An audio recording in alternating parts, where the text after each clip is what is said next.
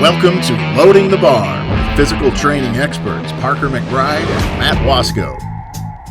Our Fit Lifestyle podcast covers the science of nutrition and fitness, together with the challenges we all face to be disciplined.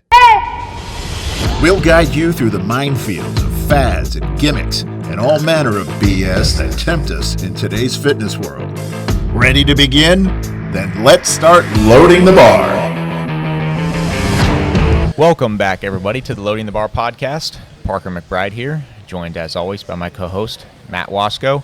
And if you guys are watching us on video, you will see a little bit different scenery today. So we are out here on the floor at Anytime Fitness. In the background, you should be able to see all the equipment, all the great people here. And speaking of Anytime Fitness, we want to announce a very special guest today that we're having on. We have Jeff Dougherty, the owner of Anytime Fitness here in Lee Summit. So Jeff, very happy to have you on. Excited to be here. This is pretty cool. I've never done a podcast before. Yeah, this is going to be different. I've been thinking about this for a few weeks since I came in. I said, what would it be like just to do it on the floor, and have everyone kind of working out in the background. Mm-hmm. You're going to hear the clanks and the, and the sound. You'll see people working out. I said, let's give it a shot. Yeah, I think it'll go really well. I think it's really exciting. I mean, you guys will hear some noises, but they're gym noises, and this is a fitness podcast. Yep. So Jeff, first podcast, how do you feel? Well, coming into this, I'm trying to get myself to lose that thought of coming up with a script, Yeah. Thinking of what am I going to say when they ask me these questions? Am I going to answer the right way, Right. So, and then I was like, I'm over here this morning. I'm like, you know what? Just go with it. Just be real. Let people know who you are, and don't put off any fake persona or. Just be who I am. That's anytime we have a guest on, we try to get him to relax and to say, hey, just be who you are. Yep. Yeah. For sure. Authenticity is huge. People can hear and see authenticity, and that's what they want to see. Absolutely. Scripts are pointless. Yeah. And people can see them. Yeah. 100%. Oh yeah. So interesting in terms of, we're going to go into our fit focus here as we always do at the beginning. And interesting current event right now is the Olympics getting started. Yeah. And so we were just going to kind of talk a little bit about the Olympics and our perspective as health and fitness professionals on the Olympics. Matt, do you ever watch the Olympics? Yes, I do. Actually, I watched the Olympic trials. I had a favorite that I wanted to make the Olympics. For about 3 years, I've been watching Abby Steiner. I don't know if you know who she is. She is in 2022, she dominated the world, just set the indoor records for 200, 400, 300, fastest time ever in the NCAA. She ran for Kentucky. So everyone said she was going to dominate the field when the Olympics came up. And then she had a bone spur and had an injury because she ran so much.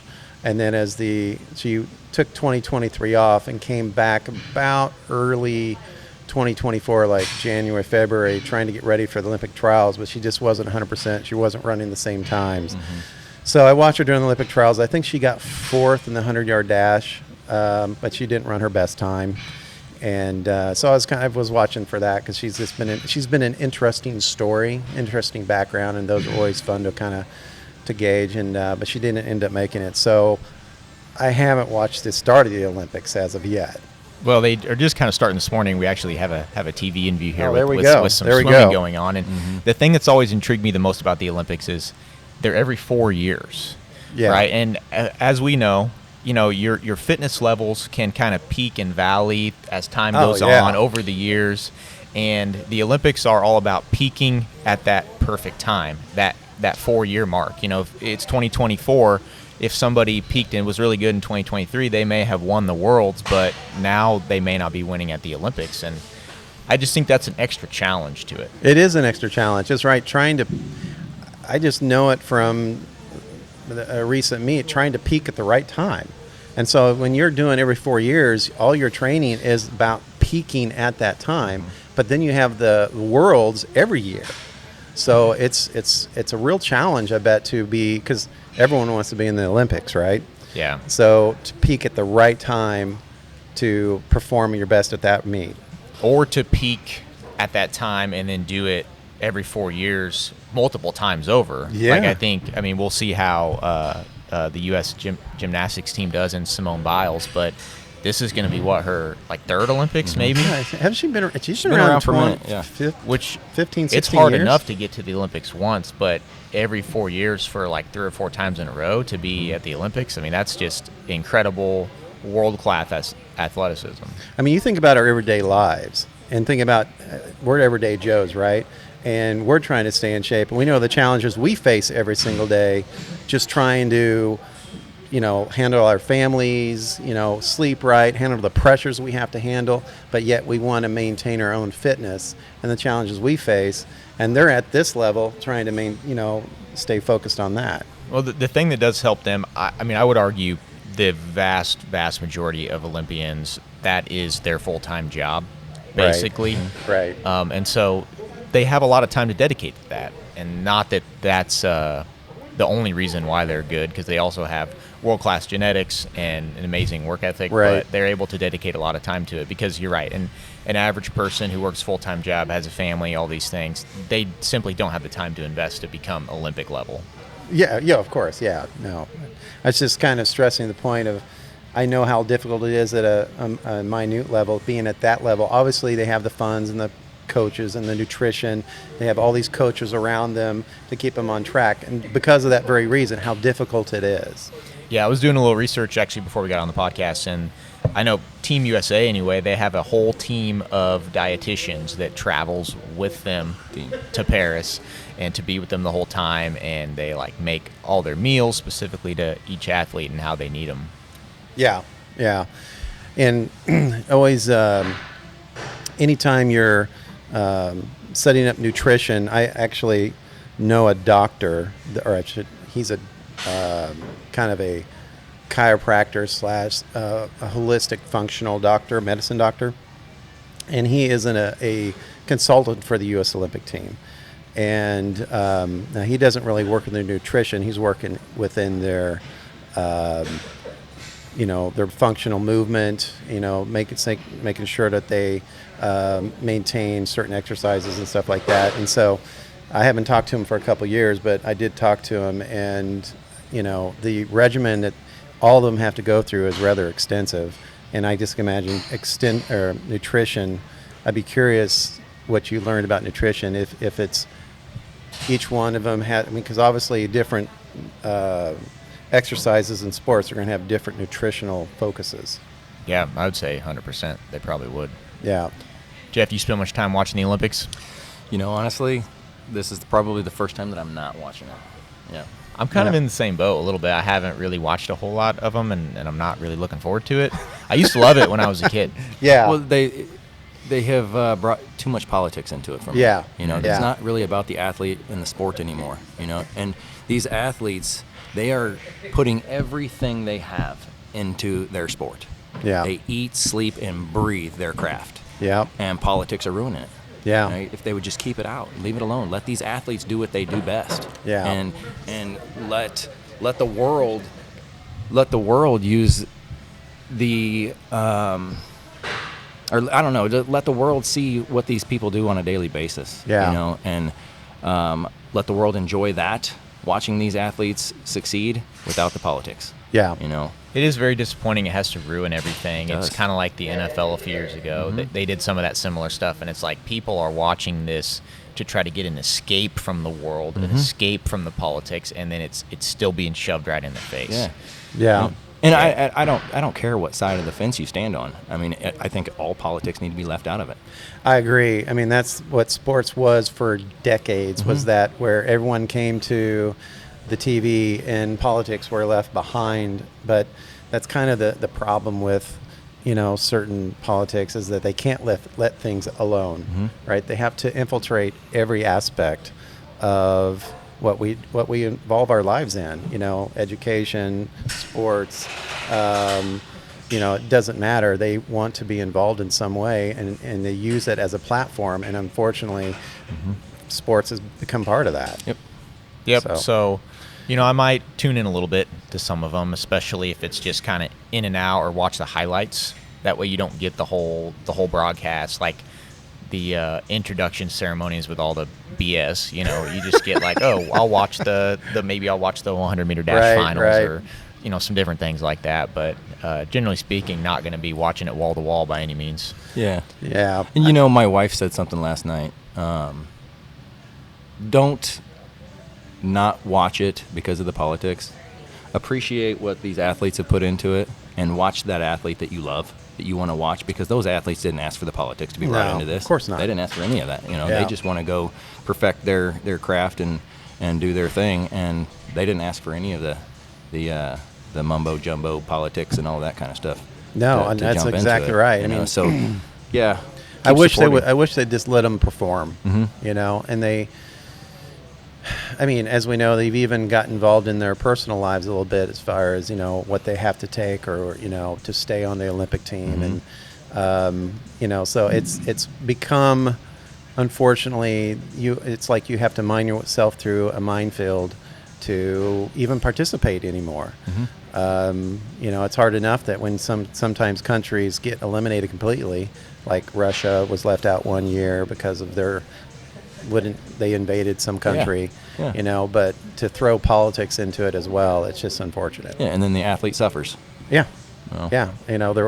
They worked their entire lives to be there. Mm-hmm. And then, something like that takes it away. I mean, it's just harsh reality. Yep. Absolutely. So, if you like the Olympics, exciting stuff coming up the next couple weeks as we look at that. Hopefully USA takes the championship. Gold. Yeah, of course. Absolutely. We'll all right, so now we're going to move into talking to Jeff a little bit, getting to know our fearless leader here at Anytime Fitness. So, Jeff, the first question I kind of want to start off with is basically, I mean, we know you own this gym here, you own Anytime Fitness. Mm-hmm. What made you get into that? What made you take this leap? Love this question. The majority of my life, military, law enforcement, all of that, you wake up every day and, you're working for the man. You have to go, you got to shave every day. You got to have a high and tight haircut. You got to have all these things. And, you're just constantly being bossed around and told what to do. And it gets to the point where, I don't want to do this anymore, I love the health and fitness and industry and all that. And, I got involved with Anytime Fitness when they first opened up, 20-some years ago, and fell in love with it. We joined one of the local ones up in our town, and just my wife and I, we loved everything about it, the business model, all of it, the 24-hour process, having access to the club and all that. But it got to the point where, when you're around the gym so often and you see the same people over and over and over, and they're not making any progress at all. You can tell that they're just in there checking the box, Right. And then there's so many people that are stuck on their couch that have no clue of what to do or where to even begin. Right. So sitting around thinking about that kind of stuff, I'm like, man, I got to do my own. Open my own gym. I got to reach that person that is struggling so bad right now, whether it's anxiety, depression, obesity, whatever it is, confidence issues. I want to reach that person. I want to get that person off their couch, meet them in the parking lot, and walk them in the door. That's what I'm here for.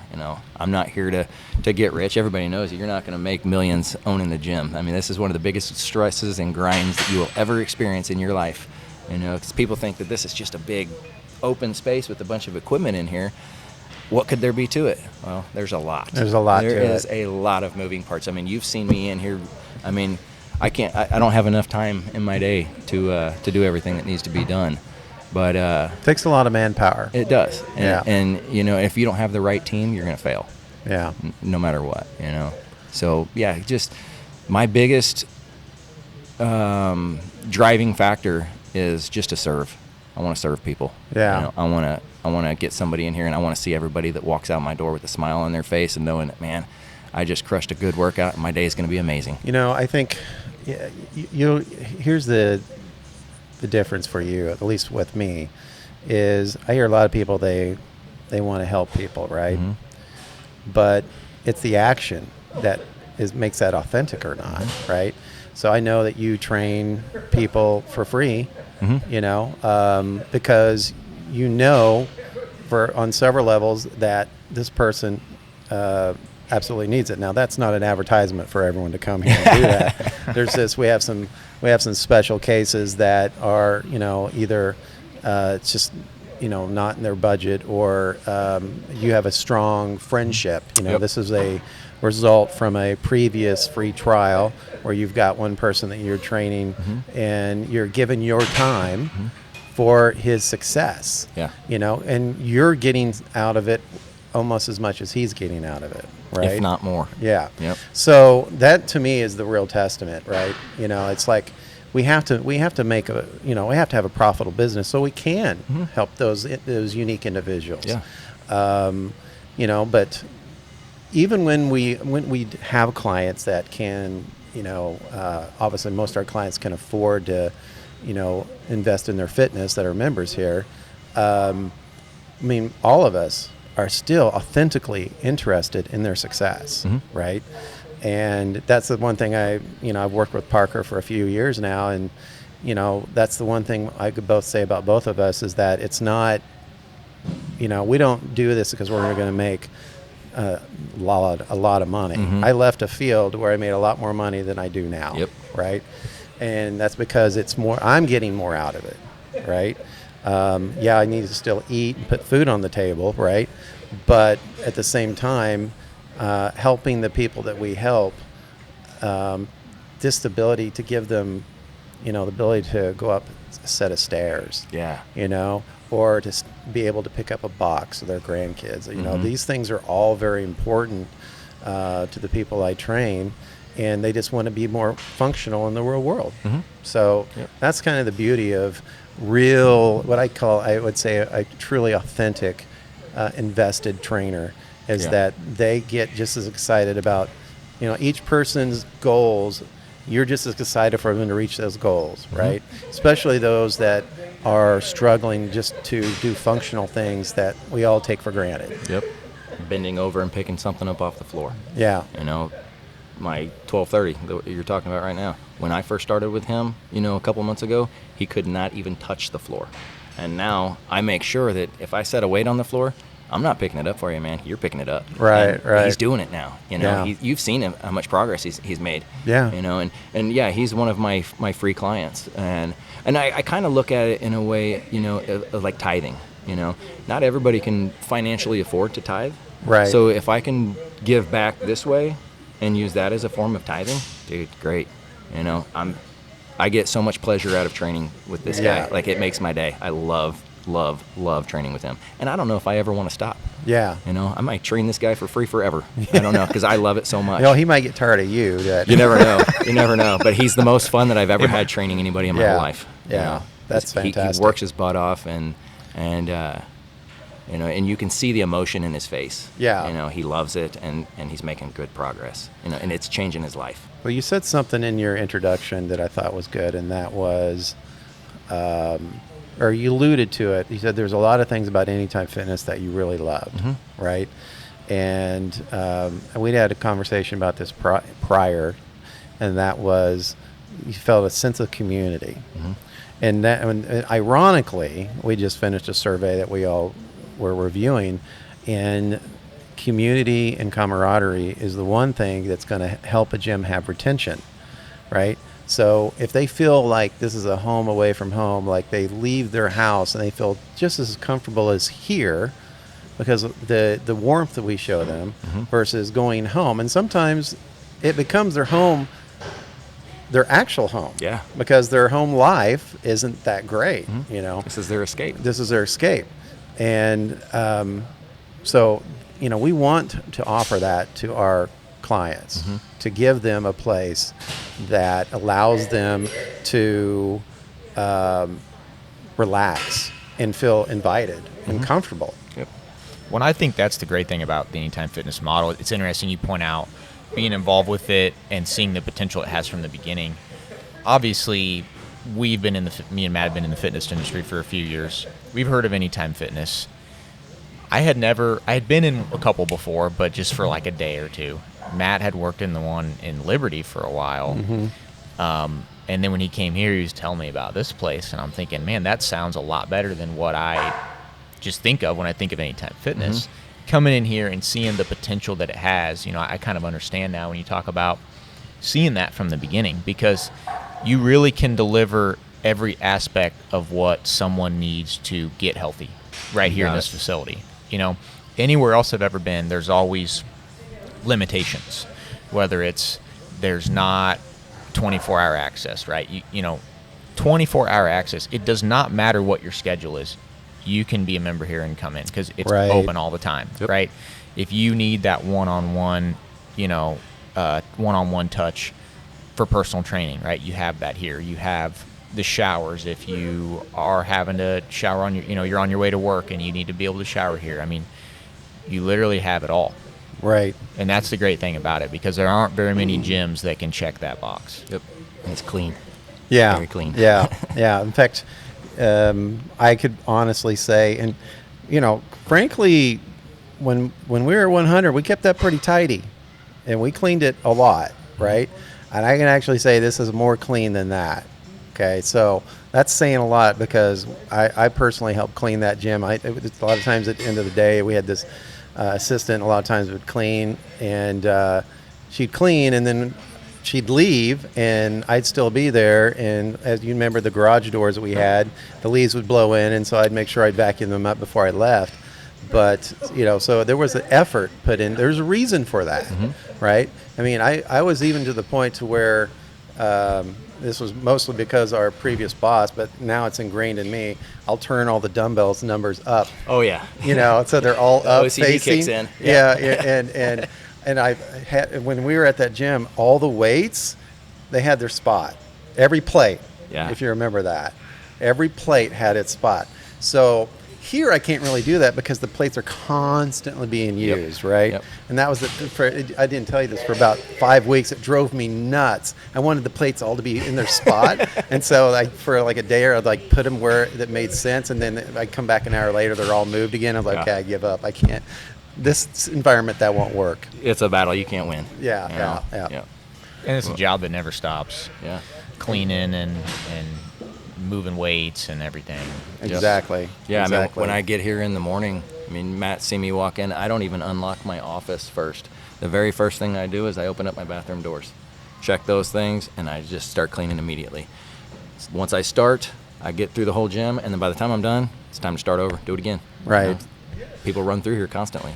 So talk to us a little bit about your how you came to appreciate the values that you have.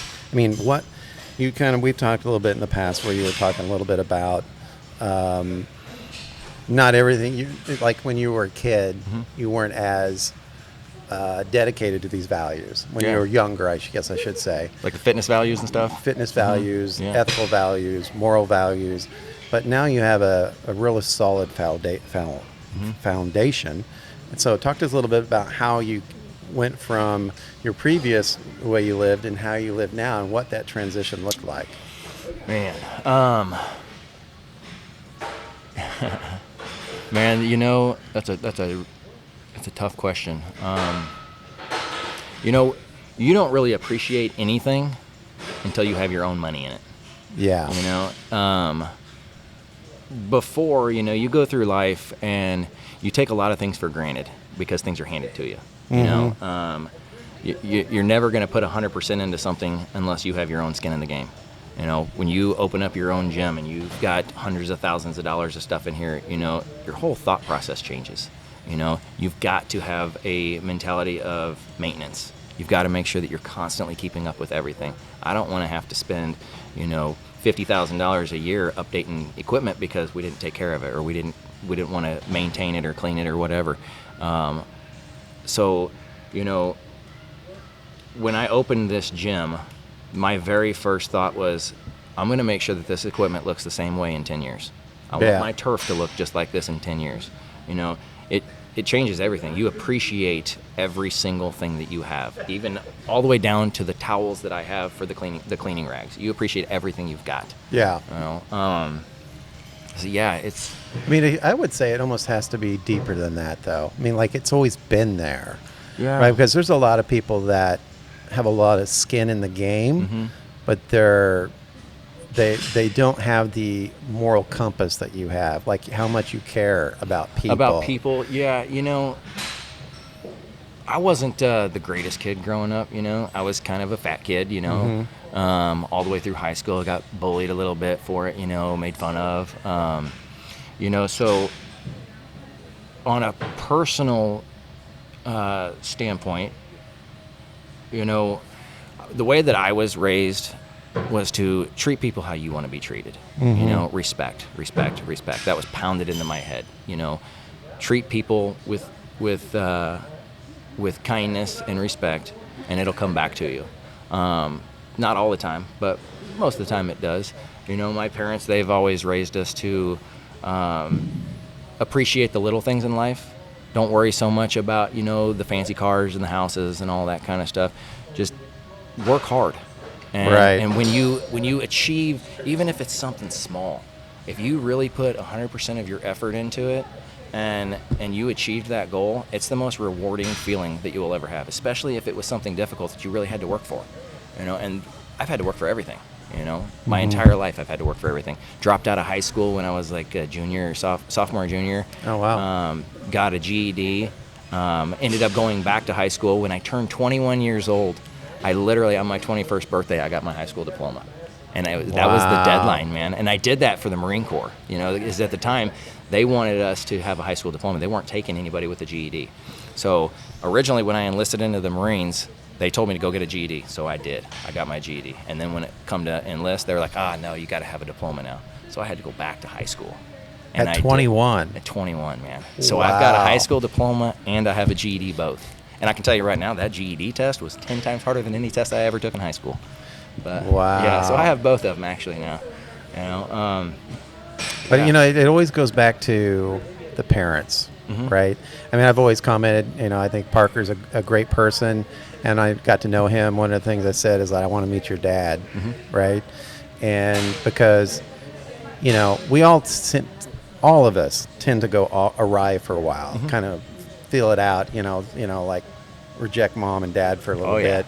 And then after a while, we all kind of come back, right? Why? Because of those values that were ingrained in us. We realize Dad knew what he was talking about. Yeah, as you get older, your parents get smarter. Yeah. That's the truest statement ever. Yeah, absolutely. I mean, I think for me, I was about 32 when I realized how smart my dad was. Yeah. I was like, damn, he was right about everything. Yeah.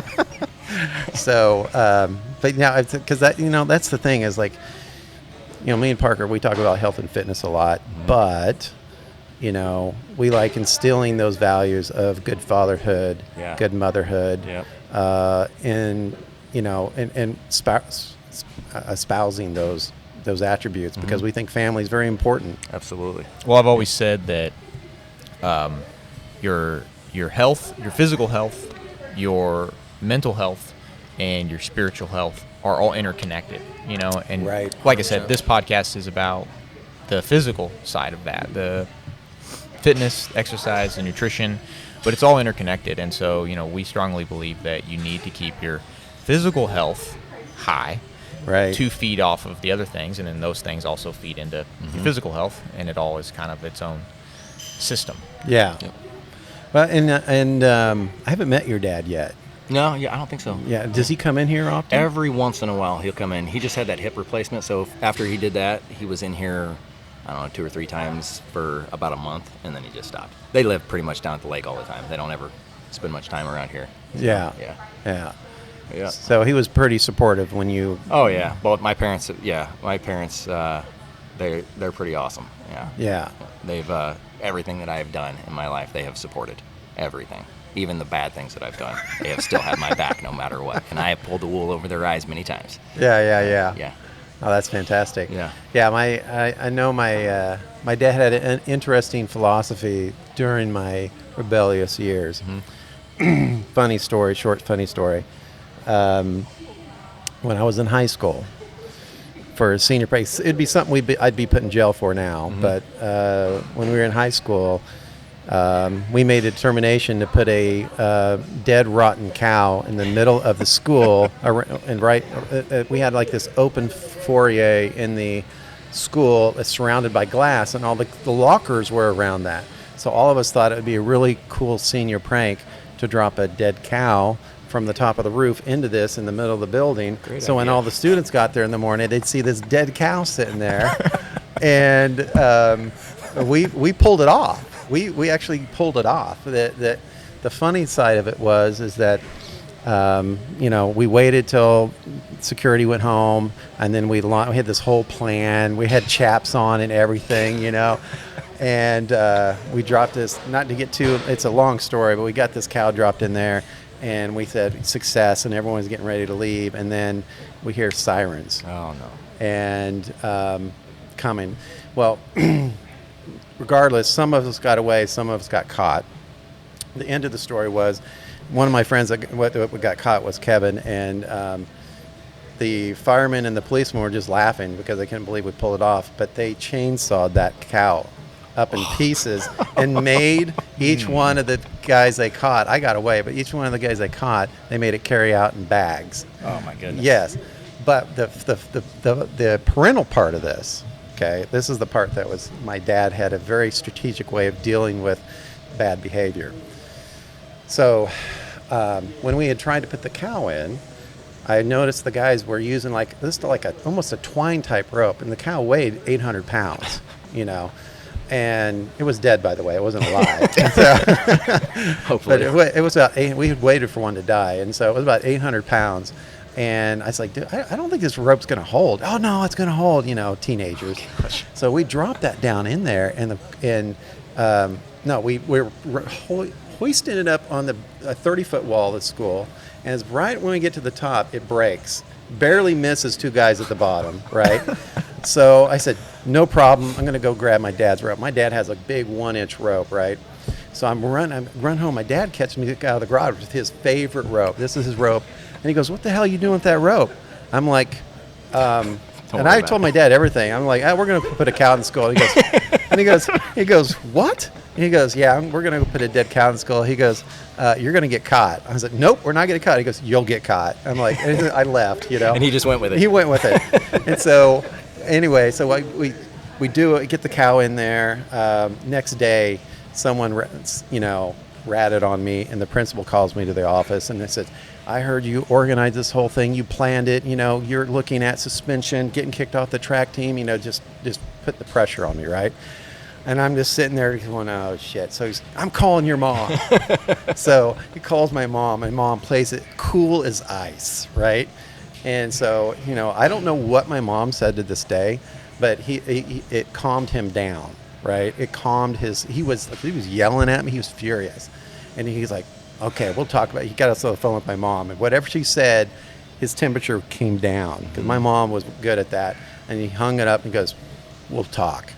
And so I think I got like a couple weeks suspension from the track team, and that was it. Yeah. And but my parents, they were really, like, when I had those periods when I was drinking and stuff like that, my dad goes, I'd come home and I'm puking, and my dad'd be like, had a little too much to drink tonight, huh? And I hated if my dad lost a little respect for me. Mm-hmm. That alone had a big impact on me. So because you had so much respect for your dad. That's exactly right. And that's why. A huge respect. Even when we worked with your dad loading in, you could tell the respect you have for your dad. Mm-hmm. It's off the charts. 100%. And I think when you have that respect, you don't want to disappoint him. You don't want to let him down. And so, not that you're like just out there seeking their approval, but especially if you have a quality parent, has the right values, that the things they're going to approve of are going to be the good things. Right. And the things that they're going to disapprove of are going to be the bad things. And sometimes our discipline doesn't want us to do the right things. So, we maybe want to do something that we shouldn't, and it's almost like an accountability piece right Exactly. there. Your parent's going to be honest with you for sure. You don't really know about anybody else, some of your friends maybe, some of them not, but your parents are going to be the ones that are going to be truly honest with you, and you know that. Yeah.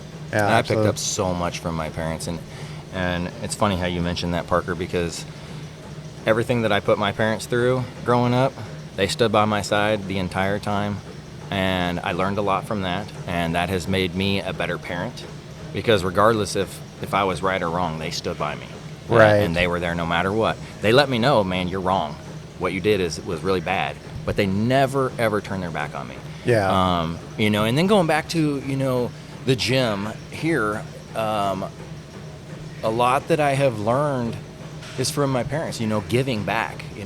My mom and dad are probably two of the most giving people that I've ever met in my entire life. You could call my mom right now and say, hey, Joanne, my niece is having a baby tomorrow and they don't have a baby room set up. Can you come over and set something up? My mom will do it in a heartbeat. I mean, she will be there within an hour. Yeah. The most giving woman on the planet. She will do anything for anyone. And my dad's the same way. My dad, I don't know if I've ever met a single person in my entire life that has ever said anything negative about my dad. Like, he's literally around our town. He's one of the nicest people. Everybody loves my dad. And I picked up a lot from that. You know, because they're so respectful to everybody else. And but you kind of told me the other day that the city kind of saw you as kind of like a bad seed for a while. Still do. Yeah, I mean, you read my reviews around here. Right. And you think, man, Jeff is just this 5-star guy. He's an amazing dude. And he's got an awesome gym and he's so helpful to everybody. But, man, you come to my town and it's not the same. Yeah. Totally different. Like my reputation growing up it wasn't good. Right. And then people are still stuck in high school because Rainmore's such a small town, and all of those people still live there. Like me and Kevin, for example, and Jess, we all went to lunch with you yesterday, and we've been best friends since 6th, 7th grade. Yeah. And that's the way the town is. So when you do something stupid when you're younger, you're never going to hide from that. It's always going to be in your face. You go to the grocery store, you see somebody from high school or something from 10 years ago, bam, they're going to be right in front of you. So you just deal with it. No, I get that. So I always say that when you're running a gym, actually it's true for any business, is that you take on the company or the gym, whatever, takes on the personality of the person at the top. Really does. And so a lot of the core values we have here as a gym, which are starting to embody the way we approach our members, is basically your core values. Yeah. Knowing that we are here to help people, our goal is your success, genuinely that's what it's all about for me. Yeah. I don't care about anything else. I don't care about money. I just want to help people. Right. I want people to succeed. I want to see as many people happy as possible. We live in a horrible world right now. Absolutely horrible. Everything is negative. Kids are different, growing up now. Everything's on technology, I wish that we could get them off of all that stuff and get them into a gym. Mental illness right now is so bad. The mental health crisis, suicides, all that stuff. If people would come and just experience what it feels like to work out for just a little while and see how good that makes you feel, it'll change your whole world. Right. Change your whole life. Right. So, yeah. What about the future?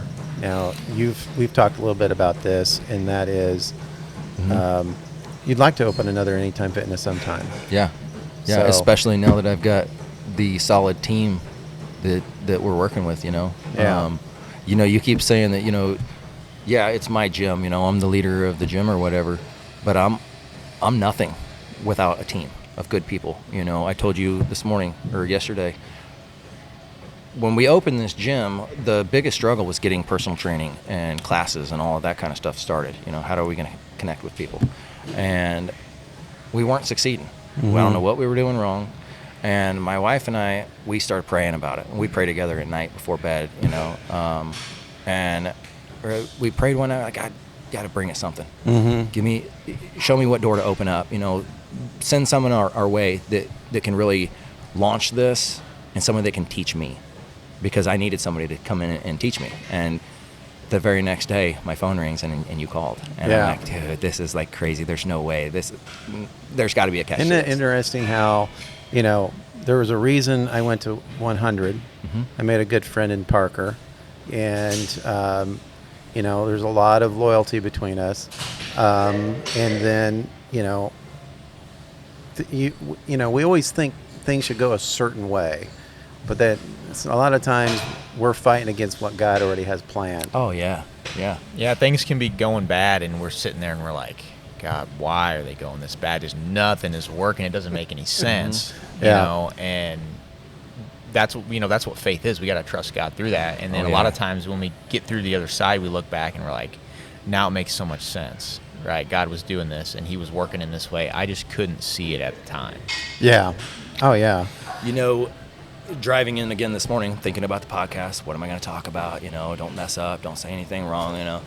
And then I was thinking about the iced tea company that I mentioned to you yesterday. Right. So, short version, back in 2018, my wife and I, we bought into this HTO iced tea company. It's a franchise. And we kind of got led down the wrong path, and it ended up not working out. Long story short, we lost a lot of money. This company just completely took us to the cleaners. They denied every single site that we wanted to open up a store on. They lied to us about how much it was going to cost to get the building up and running, all this stuff. You know, at the beginning, they told us it was going to be like $550,000 to get your building up and running. Well, it's actually $1.5 million. They didn't know of any other way to explain that to us, so what they did was they just ran us for 3 years and kept denying site after site after site until we were completely broke and no money left.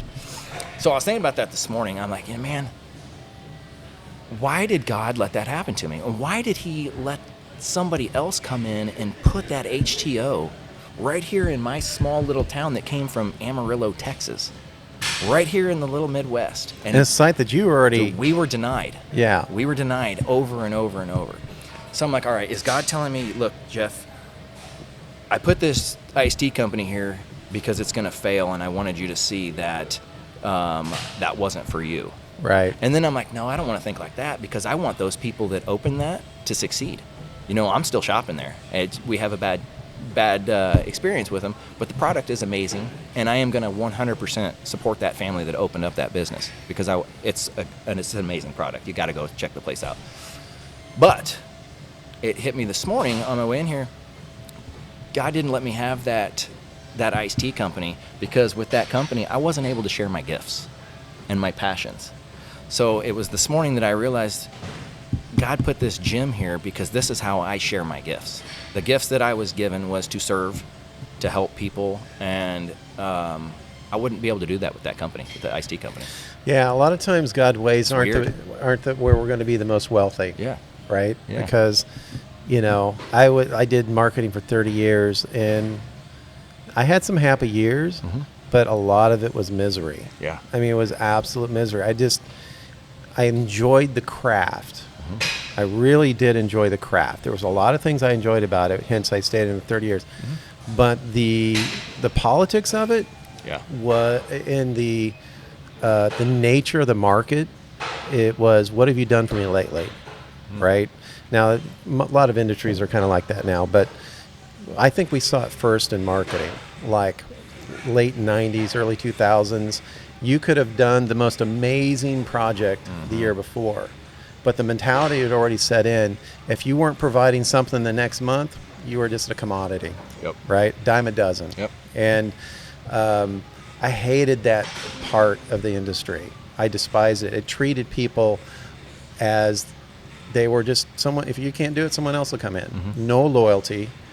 And, you know, your only value was, you know, what you could bring to the company.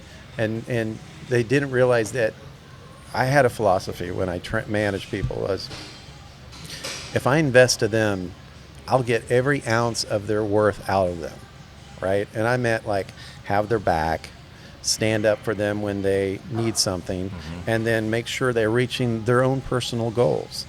And I did that. And when I did that, I got amazing results. They made me look fantastic. I'm getting calls from corporate saying, man, you're kicking butt. I was like, it's my team. Yeah. Right? So, because that's the way the human condition is. And the last few years of when I was working for the man, so to say, not working for myself, I realized I was like, I gotta start my own company, right? I did. I started my own company, and then the pandemic hit, and then I was like, man, the energy's gone. I just not enjoying this anymore. You know, all the things I enjoyed about it, the craft of it, the production of it, had been removed.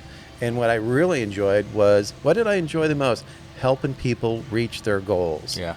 You know, and that's what I did naturally in that field. Like someone wanted to learn something about the craft, and they don't understand something about the craft, I would make that part of my agenda to involve them in projects where they would learn that craft. Yeah. And that's why I came to this, because this, I'm helping people. That's my goal every day, is to help people. Well, and that ties back really well to the survey you mentioned earlier that we just reviewed when we asked the members of this gym what fueled passion in their careers. And overwhelmingly, the response was helping people. Right? Yes. It doesn't matter, you're a personal trainer, you're a marketer, you're whatever you are. Helping people is what brings that satisfaction. It does. And that is a human nature thing. Yeah. It's innate, all of us. And I think when we deny it, that's when we get in trouble. Oh, 100%. Yeah. I would honestly trade the winning Powerball ticket with helping somebody succeed. I would give up a winning Powerball ticket knowing that I just helped somebody else. Wow. The money means nothing to me. Yeah. You know, I would rather see somebody else change their life, and I would give up a winning Powerball ticket in a heartbeat. And when you say that, it's you give God, to really help someone, you give God the chance to, because you're submitting to Him to think like that. You have to submit to His will, and for you to say that, to willing to sacrifice that, that's not a human trait. That's a divine trait, right? Because on a human level, it's I want. Yeah. Right? And on a divine level, we have to learn to die to ourselves. And hey, I struggle with that every day. I'm not talking like I'm good at it. Yeah. But I understand the principle. So, and that's what, makes, when you cooperate with God, if He wants to see, there's nothing to stand in your way, right? So it's just that sometimes God chooses pathways that I just didn't anticipate or couldn't see, and it's kind of the same thing. I go through some turmoil, right? And it seems like chaos as I'm going through it. Been through that a few times in my life. And then I look back and I'm going, oh, I get it. I was like, now I know why it went the way it did. Yeah. You got to trust His plan. Yeah, you got to trust His plan. And sometimes I meet people through turmoil that become necessary for my life, my formation, that impact me.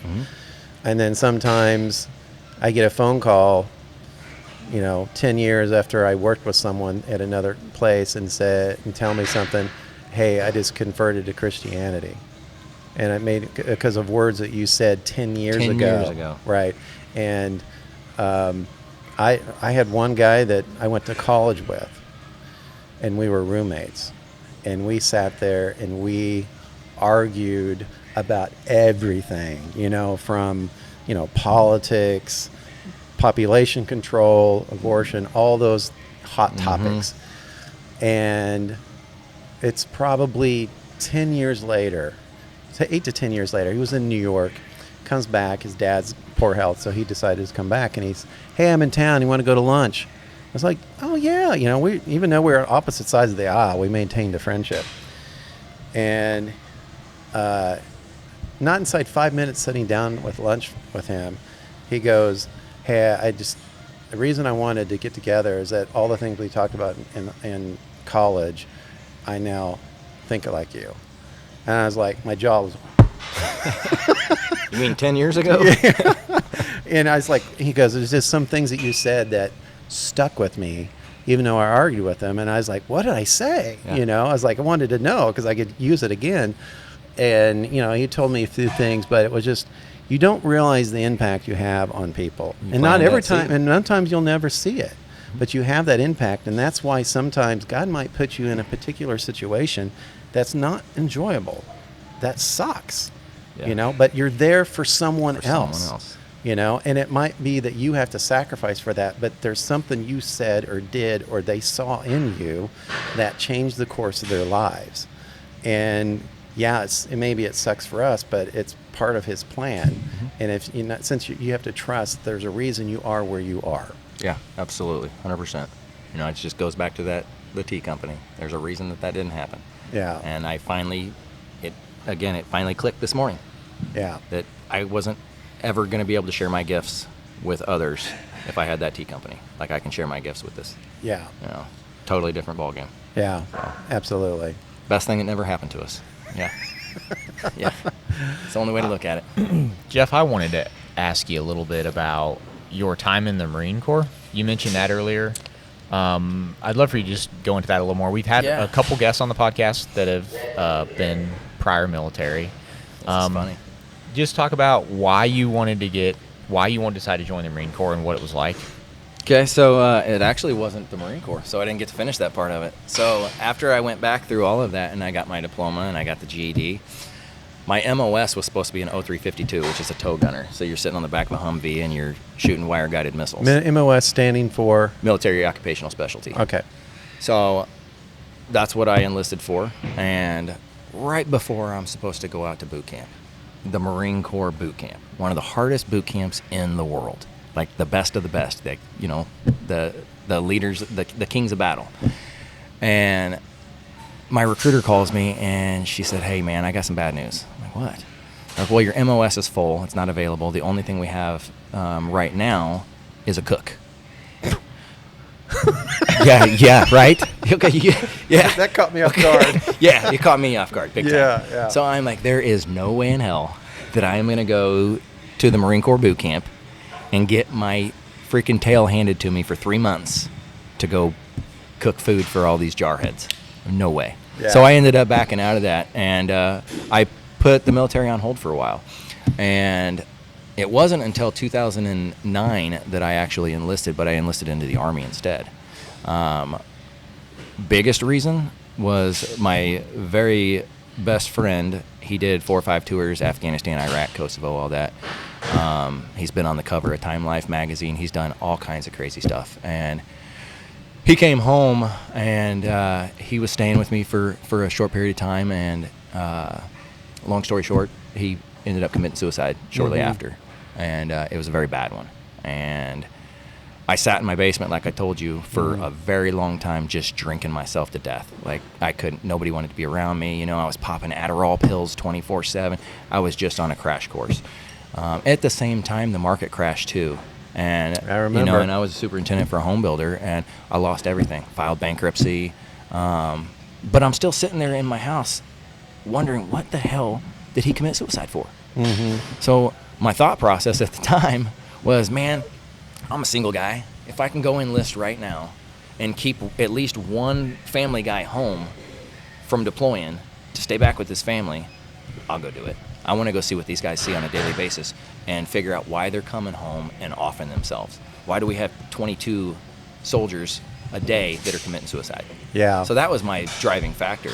And So you saw yourself as someone that would probably be strong enough to handle that situation and not take your life. Yes, and what I have learned is no one is strong enough for that. Yeah. No one, because my buddy that committed suicide, he was the strongest human being I've ever met in my entire life mentally.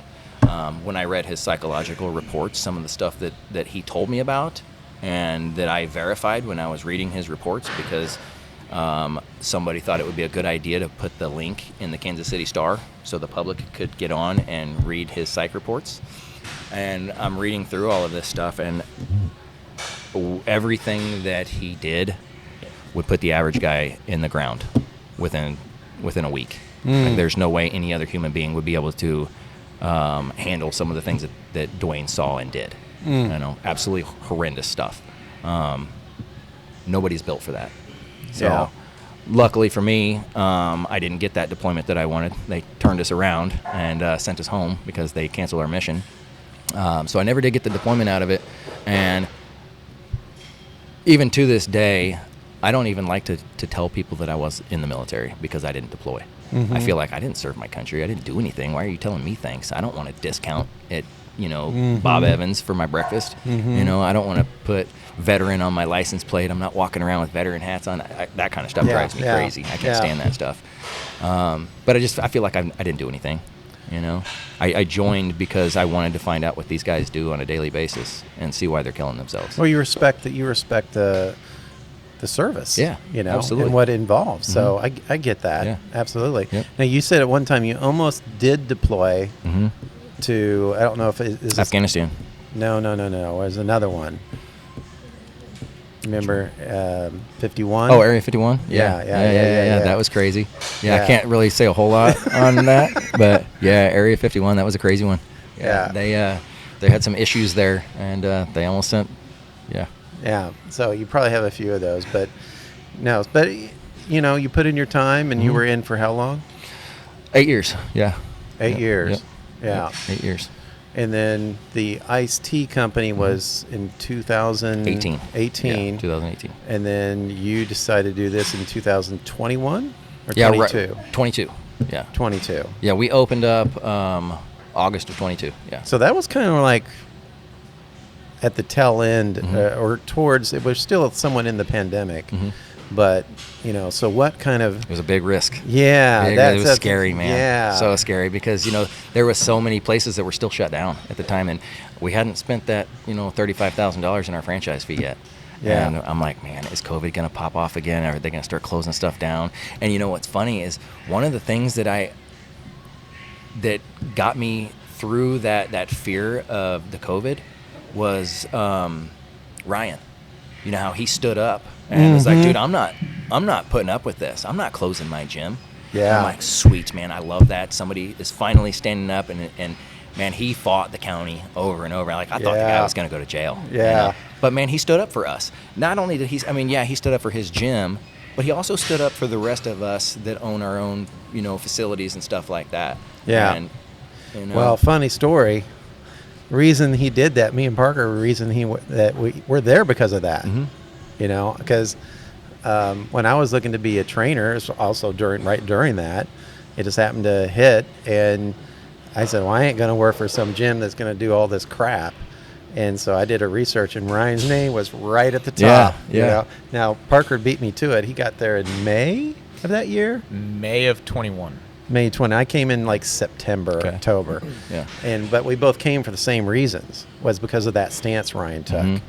And, so that made for, and the gym, a lot of the members were there for that reason too. Yeah. So that made, we felt like we were, there was a strong bond because of that, because we came out of that, right? And, but yeah, so that's interesting that inspired you. There were some definite stories that Ryan shared with me during. Oh that. yeah, I mean, seen him on the news and all that kind of stuff. But I mean, he stood up and he wouldn't cave. Yeah. And that was huge for not just his gym, but for everybody around here. Yeah. That told the government, hey, we're not going to sit down and roll over and let you guys just destroy our livelihoods over this. Yeah. So. Yeah. Well, I'd like to think that if it ever happened again, that more people would take that stance. I don't know, but I certainly I think now they would. Yeah. Yeah, I think everyone realized how much BS there was with all that. I mean, the evidence that's come out since that whole pandemic is so overwhelming. You would have to be blissfully ignorant, or willfully ignorant to not see what happened during that. And there's so many doctors that are coming around right now with gosh. their tail between their legs, knowing that, man, we were wrong. Oh, or also knowing that, hey, we're pushing this because we're getting kickbacks. They're making money on Big Pharma. You know how much money they made off of this? Oh my gosh, ridiculous! It's insane. It's all money. And we talk about it all the time on this podcast, whether it's vaccines or food products or other pharmaceutical drugs. I mean, it's all about the money.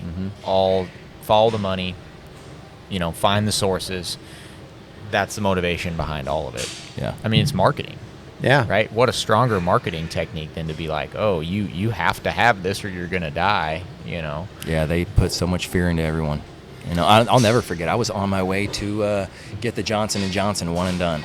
And right before I get there, I get a notification that they canceled my appointment because they pulled it. There was some kind of a recall on it. And then the next thing you know, people are getting sick from it and the blood clots and all that. And I'm like, I am so glad that I did not go do that. Yeah. It was.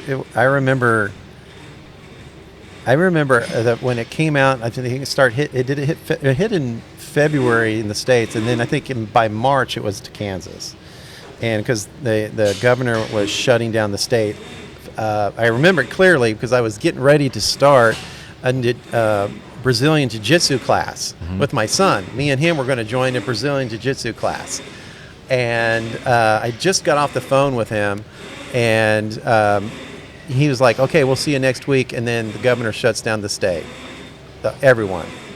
And so I was like, well, that didn't happen. And I'm like tracking, like for months on end, tracking the deaths of every state, you know. I mean, I just do my own little analysis because I do that. Even though I'm a marketing guy, I enjoy numbers, right?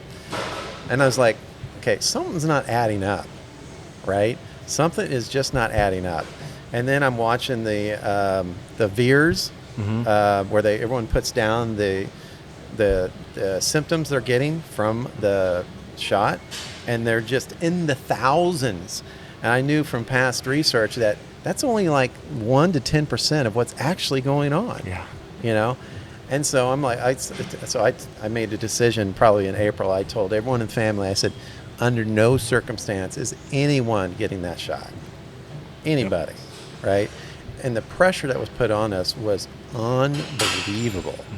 I mean, the shame that they would put on us for not getting that shot. Yeah. You know? And there were so many people that they didn't have a choice. Their jobs depended on it. Oh, yeah. My wife, for example, she couldn't go into a hospital to do her job unless she was vaccinated. Yep. You know, and Yep. We had some nurses that had that same issue. People who wanted to travel had to get it. Yep.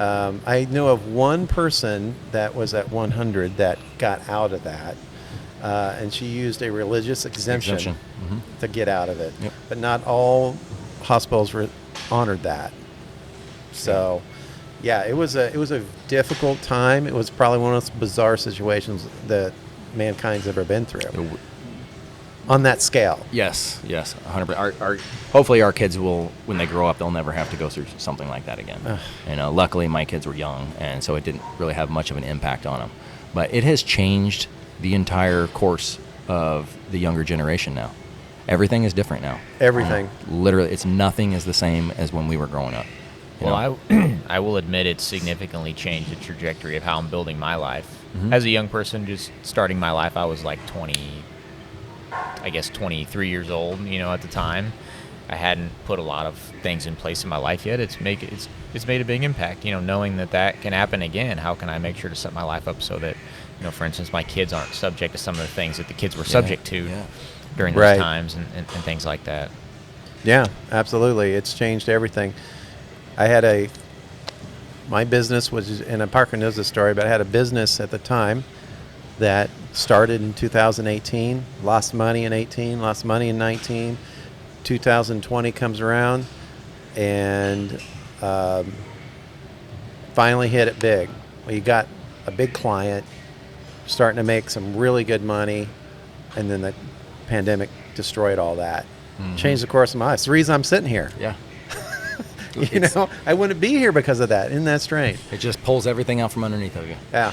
In the blink of an eye, everything changed. You know, I think the silver lining of that, and I've talked to a lot of people about this when we talk about the crazy things that happened, but then where we are now, you know, we have to look at how even that situation God could use for good things. Yeah. And so many good things that came out of that.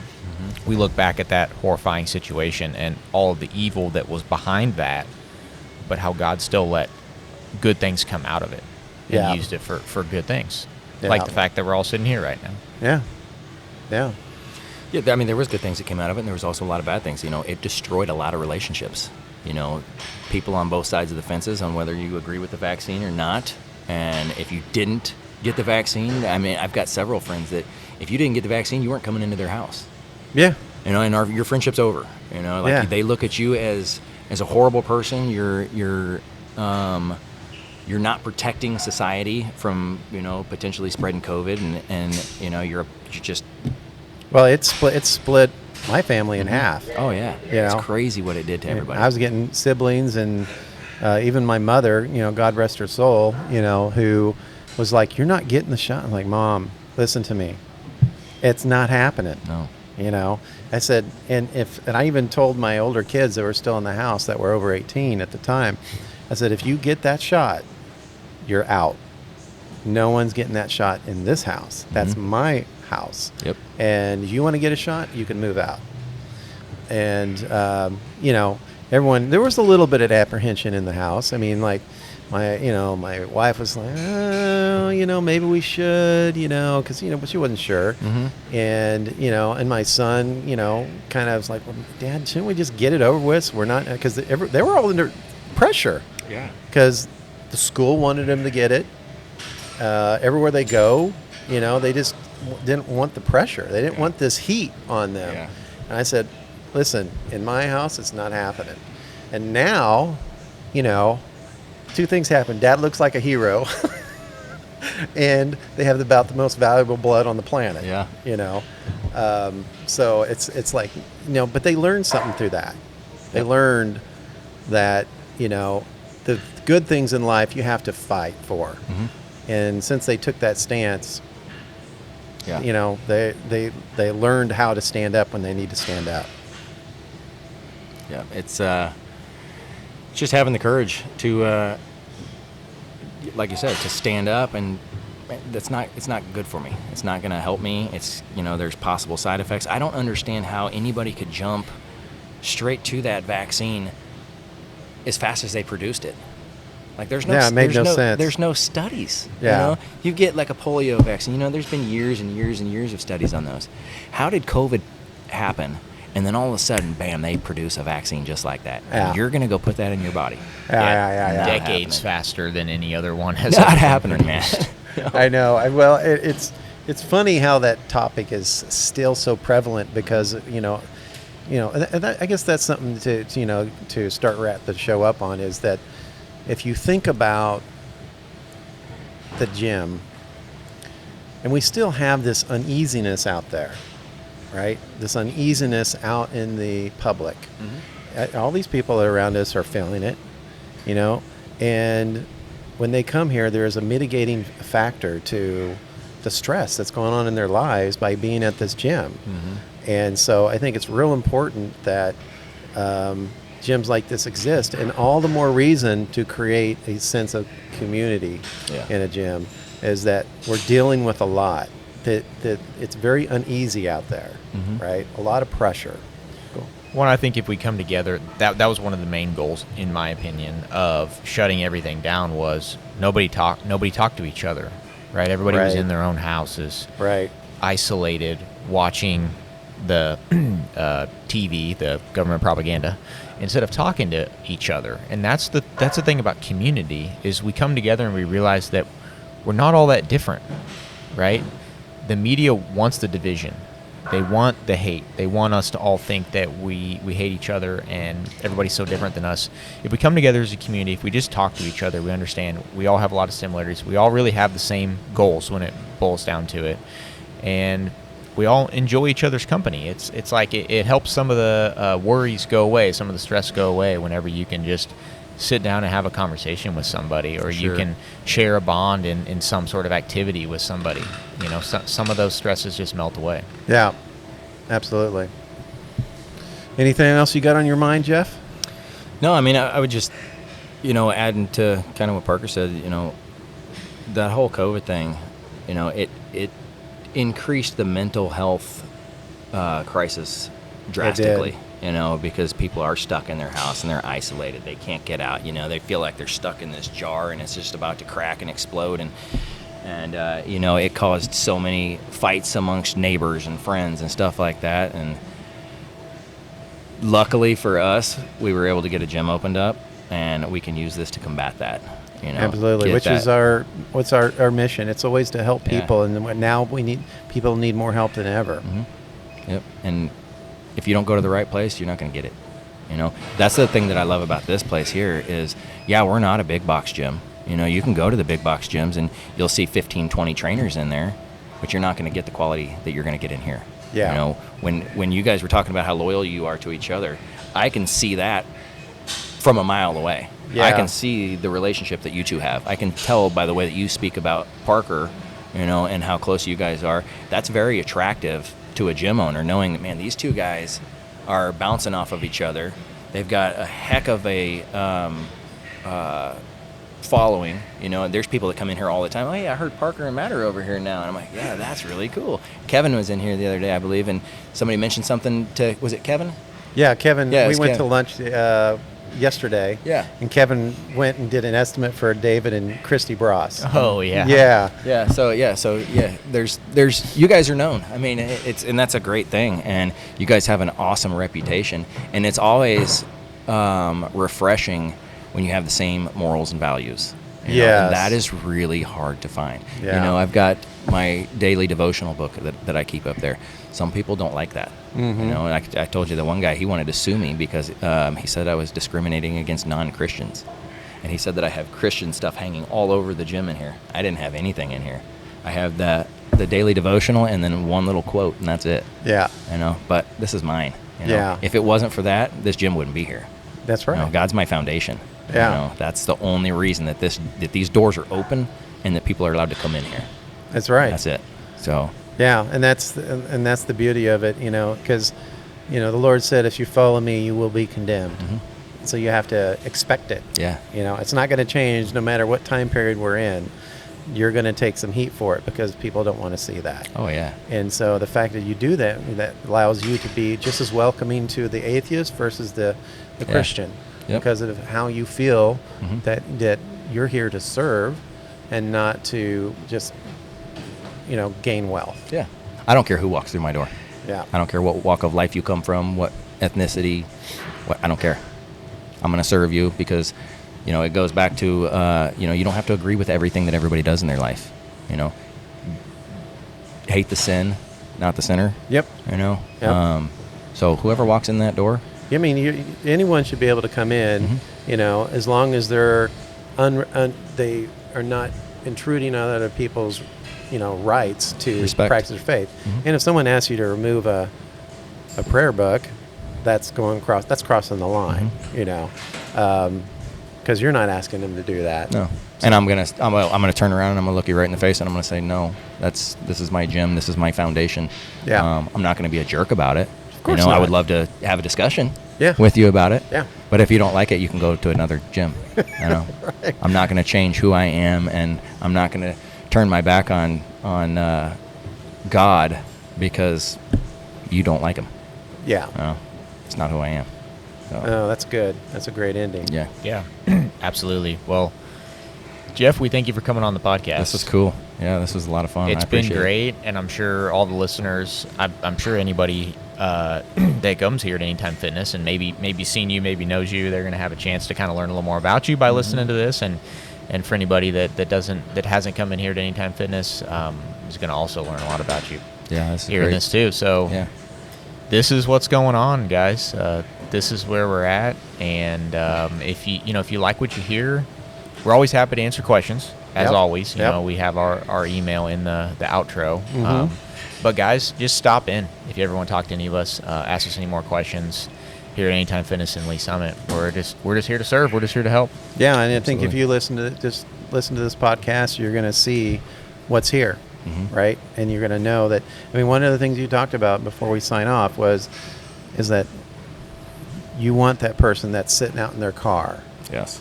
that's afraid to come in, to feel welcome. Yep. The Right. lady that sat in her car last week for 15 minutes because she was afraid to come in the door. Yeah. So and you that's- went out and got her. I want to go outside and I will meet you at your car. Yeah. All you got to do is give us a phone call. Say, hey, I'm afraid to come in by yourself. Yeah. Or by myself. I will come out there and get you. Or I will have Absolutely. somebody come and get you. We'll embrace you. Yep. You bet. Absolutely. All right. Well, that'll do it for this episode. What is this, 29th episode? 29th episode. Yep. Thank you, everybody, for listening, and we'll be back next week with more content for you. All right, guys, take care. Hey, look at you. You've completed another milestone by finishing this episode of Loading the Bar. Your future self thanks you profusely. Loading the Bar is podcasted from Lee Summit, Missouri. Email us at cpt.kansascity@gmail.com. Forge ahead and share your progress. And we'll see you back here for another episode of Loading the Bar.